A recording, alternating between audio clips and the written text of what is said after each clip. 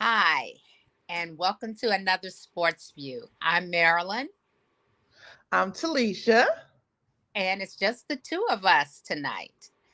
But boy, do we have a packed agenda of important things to talk about. First off, breaking late today, Nick Saban, longtime coach, about football coach of Alabama, has announced his retirement. He's 72 years old. He's been there for 17 seasons, been a football coach for almost 30 years. Alabama, of course, lost in the semifinals of the college football season to Michigan. And Saban has told his team that it's time to wrap it up. What do you think, Talisha? I think you said all that. That made me tired just listening to how long his career's been. And if it made me tired just listening to it, yeah, he tired.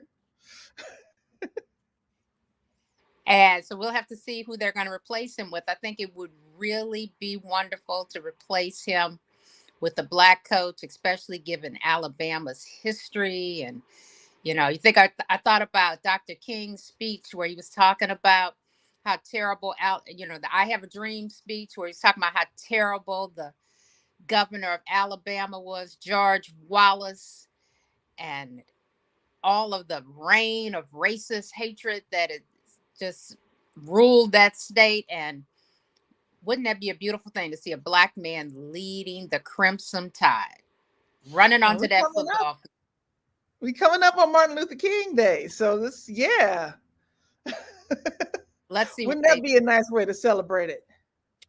And then, just speaking of coaches making the exits, there are going to be, it looks like, between 8 and 9 NFL coaching vacancies. This the Today it was announced that Carroll is leaving the Seahawks. Of course, he was the one who led them to their first Super Bowl wins, and he's going to stay on as an advisor, but it looks like he's going to be leaving. But again, he's another guy, been around a long time, in his 70s. But when they interviewed him earlier this week, he said he was going to stay on as coach. So it doesn't look like he's voluntarily doing this. But I guess they're saying we'll give you a nice check and you can have this emeritus position and give us advice. But they're ready to move on. Yeah, I was like they saw that interview too and was like, ha, that's funny. No, no, you're not. You're not coaching. That's cute. And then the Titans have uh, Rabel is has been let go by the Titans, which I was really surprised by. Um, but I guess everybody really wants to win. It's not enough to, I think maybe in this social media age when you have so many fans going online and complaining about the coach, complaining about the quarterback, other players, that it's just, I don't know. It seems to me it's like people who maybe would have been there a little longer are kind of like, oops, time to start the spinning wheel. It's time to find another name to go in this slot. What do you think? We're in the age of like instant gratification, and if you're not giving them what they want right away, then you got to go. So if we're seeing the losses, then you got to go. I'm Yeah. thinking of um like the Commanders, let's Mhm. say. We got the new ownership and all this, and it's like, okay, we got our new name. Now we need some new wins, and you're not giving us wins. Well, hey, you But and got he, to go. yeah, Ron Rivera, he did have 4 seasons with the Redskins, now Commanders. Um, but they lost to the Cowboys, and in DC, one thing you cannot do, You don't lose to lose to the the, lose to Cowboys. the Cowboys. So I think that was sort of the nail in the coffin. Even if it's a bad season, just beat the Cowboys. Exactly.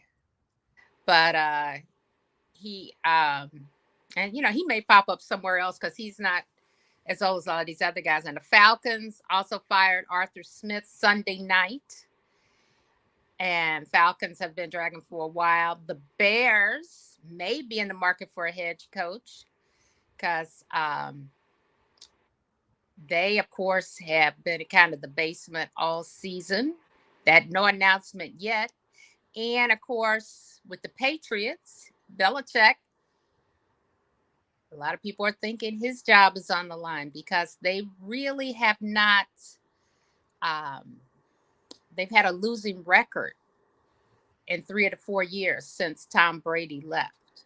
So, but the what I'm reading on the tea leaves online is a lot of people, sports writers, other folks think that there are other teams just eager to pick up Belichick, I think I like think Las Vegas he's Raiders. spent enough time with the Patriots. I think his time is up. It was a nice legacy, but it's done. Let So it go. do you think just Tom Brady leaving just took the wind out of the sails, or Yeah, they had something there where it was, and don't get me wrong, I wasn't a fan. It goes to my dislike of anything near Boston. Um, but this they had something magical there, and when that left,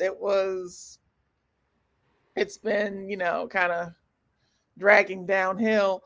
So now it's just let it go. Just let yeah? it go. I was watching the last game, and it's like, okay, even the weather wants you to let it go. The snow's trying to drown it out. They said this week he has let his staff take the week off, and he's supposed to have a big meeting later this week. I can't remember if it's tomorrow or Friday with management to discuss his future with the team. So Yeah, I want to be a fly on the wall. would that be interesting? And Rabel, he had 6 seasons with the Titans. RG3, Robert Griffin III, on Twitter, now X, called Rabel one of the best leaders of men. And he's sure he'll get another job. What do you think? I think I think yeah, just because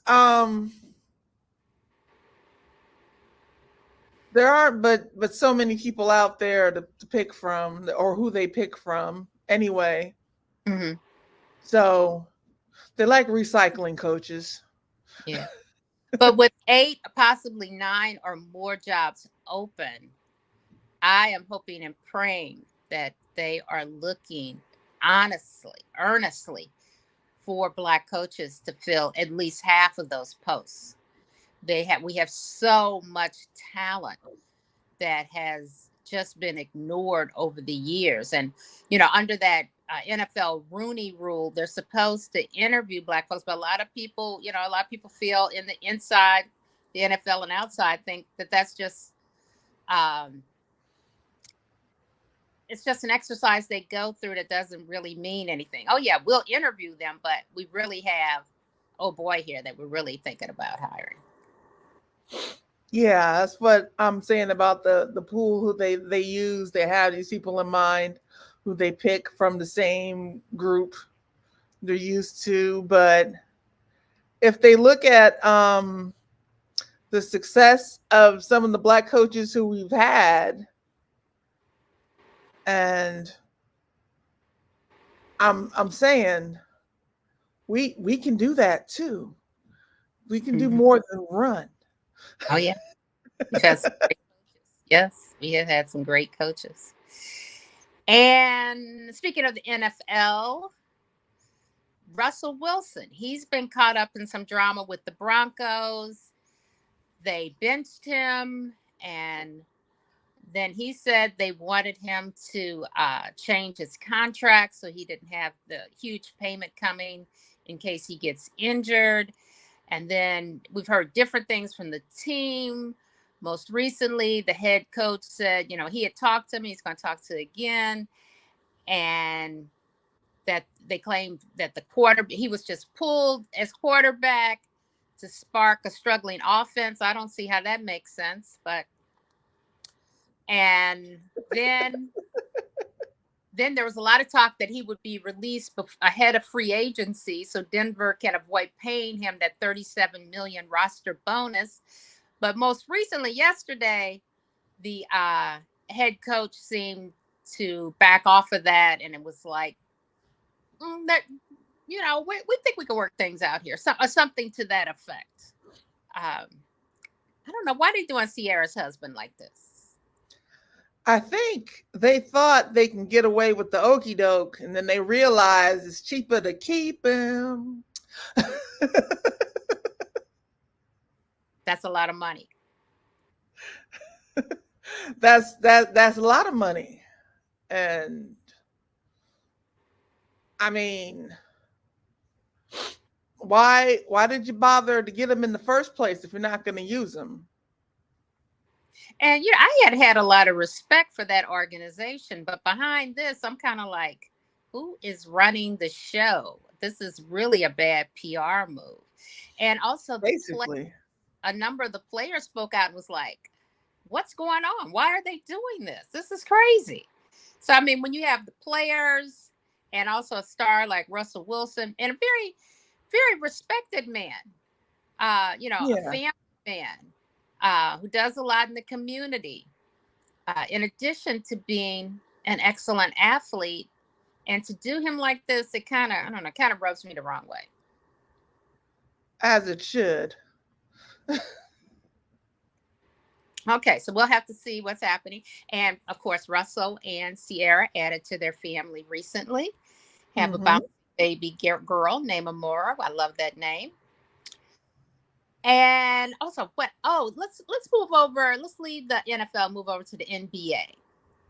The Grizzlies' Ja Morant season ends. He hurt his shoulder. He's going to need surgery. He's going to need months and months of rehabilitation, lots of physical therapy. But they say he will be back for next season. Now, this is a big disappointment because he was out on a 25-game suspension, right? And because he likes to go on social media and hold up guns. And so he's out on 25-game suspension. Then he came back and he was healthy, and then just for a minute, and then now he's gone.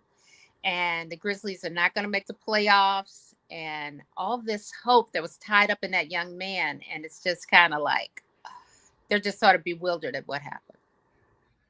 I mean, on one hand, it's like that's a tough break for the Grizzlies to have that happen because he just came back.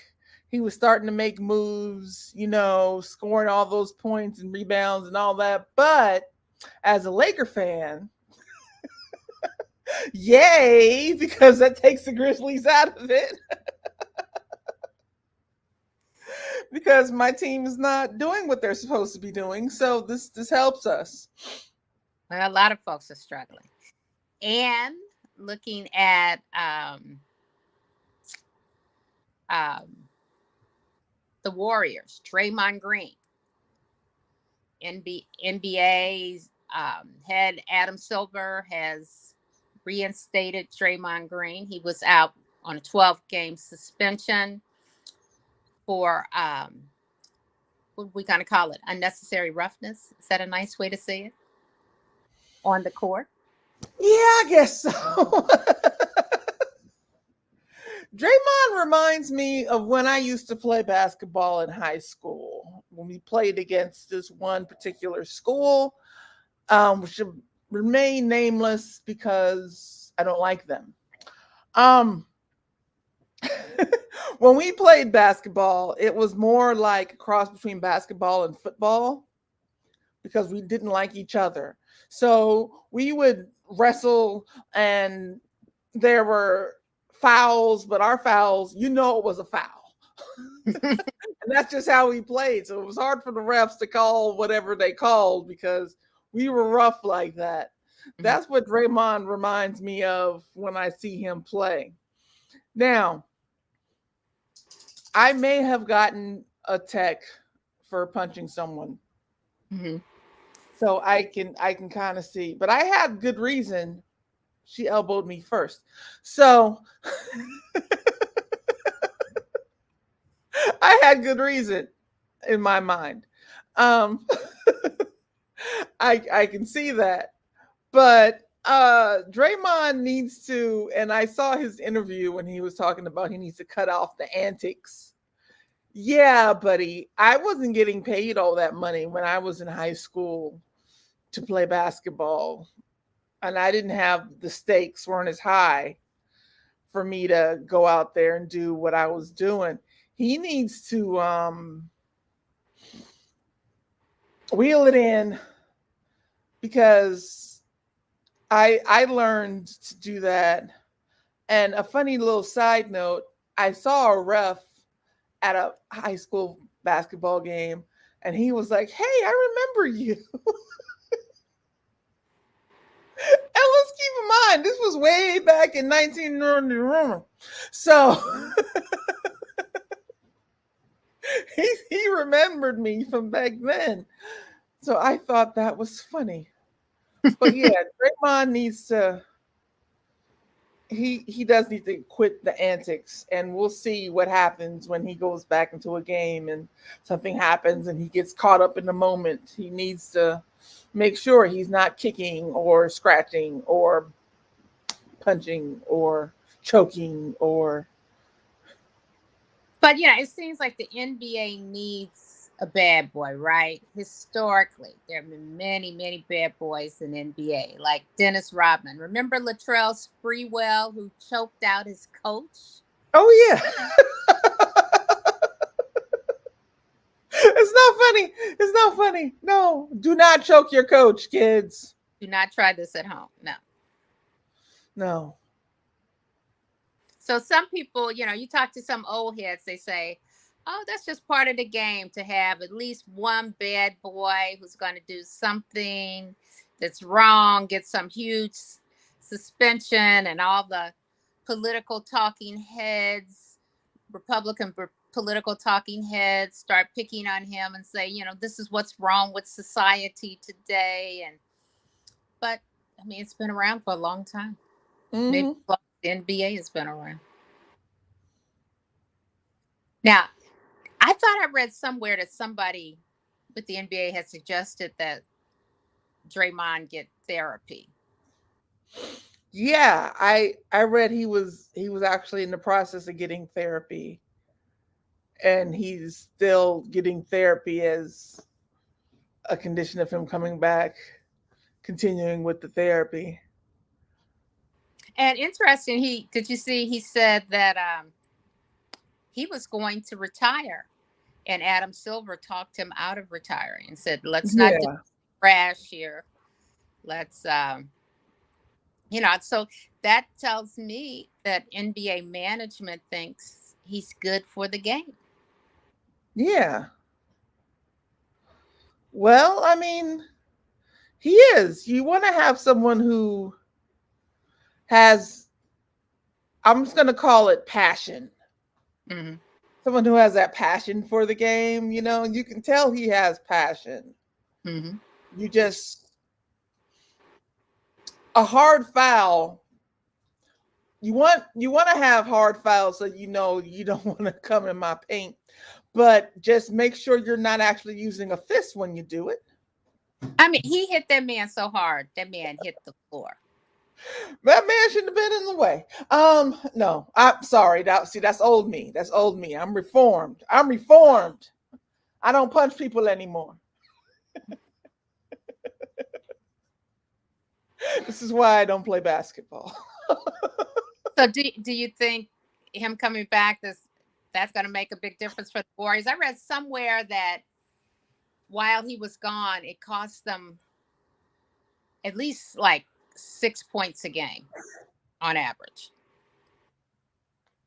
Yeah, I think having him there, and not even just in terms of points, just having that presence there, they missed out on that. So when you look at the scoreboard, just having the points there And the is one chemistry, thing. the But chemistry, yeah, chemistry, yeah, the chemistry, just having that, and just the just just just make them not hit. well, it's going to be interesting to see, of course, if if he gets into another altercation. And this was his second suspension this season. So if he gets into another altercation, uh, Adam Silver may be on the hot seat there. We'll see what happens. Now, Yeah, also, when we're talking about football coaches, look at college. Michigan beat Washington for the national title. Jim Harbaugh has bragging rights in the streets and at home because now his brother, coach of the Ravens, and his dad, who coached back in the day, coached Western Kentucky to a championship title. So he joins them. He said he now can sit at the adult table at home because he has a title. But there's talk that he might go to a pro team. Now he of course he's been a pro. He left the NFL, went to Michigan. Um, do you think he might do a 360 back? Go back to I the NFL? don't know. I heard someone saying um he might be a good fit in what's that horrible team my fiance likes? Chicago. The Bears? The Bears.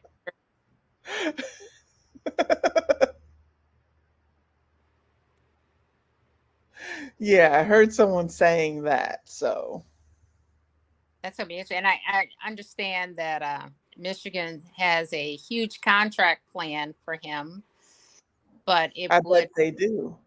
and but there's a proviso in the contract that if he signs, he can't talk to any pro teams while he's under contract with Michigan. So that'll be Yeah, interesting. And also, it seems that, he got into a little trouble this season with, accused of sign stealing and some yeah, he recruit. did. But that just kind of got swept under the rug in the wake of winning this national title. Don't you think? I think there were some people saying he needed to win a title to prove his own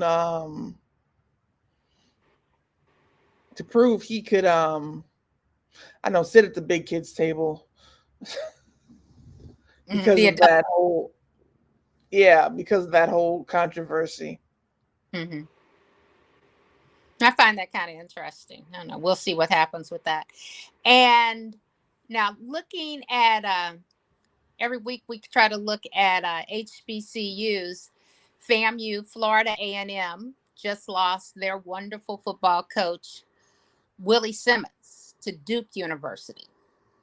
And Simmons had really, when he got there, the program was really, really down. He uh, went around personally, made trips up and down the East Coast, raising money from alumni and others, did a lot of work in the community because he was from that community in Florida, Tallahassee in Florida, and more importantly, made them winning team.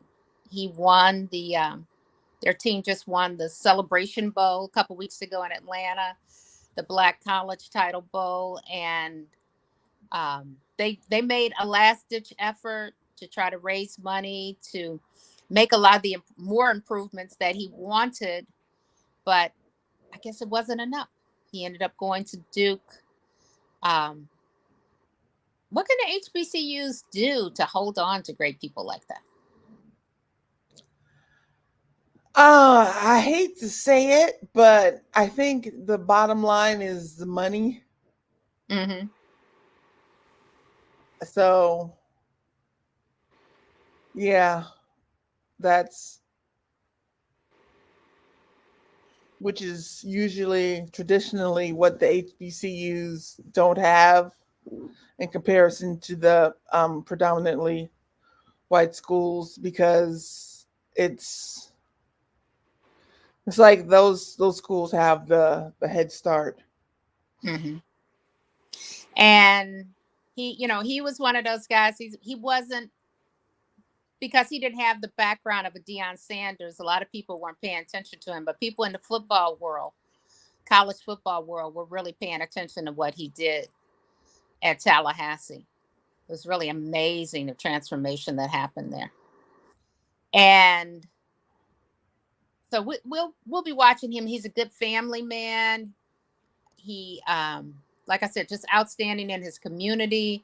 The Tallahassee newspaper, I think 2019, named him not just coach of the year, but I think it was um, Tallahassee resident of the year, because Wow. had made so many contributions to the local community that went above and beyond just being a football coach. So we'll have to see what's happening. Now, also in the HBCU world, Grambling women's basketball team set a new Division I collegiate record for their margin of victory over the College of Biblical Studies, which hails from Houston, Texas. They beat those poor girls 159-18. Now, back in the day, did you ever even come close to that when you were playing basketball? No. No. And Go on. I I was just thinking, what did the coach like? How would you talk to your team at halftime? What was that conversation like? I can't imagine how, even if I guess there was like they were a new basketball team or something like to that effect, but how do you okay, well, at least we have a few points. We're gonna go out and we're gonna try to get a few more.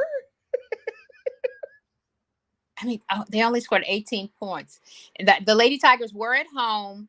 Grambling was playing at home. Every player on the roster scored at least 6 points each.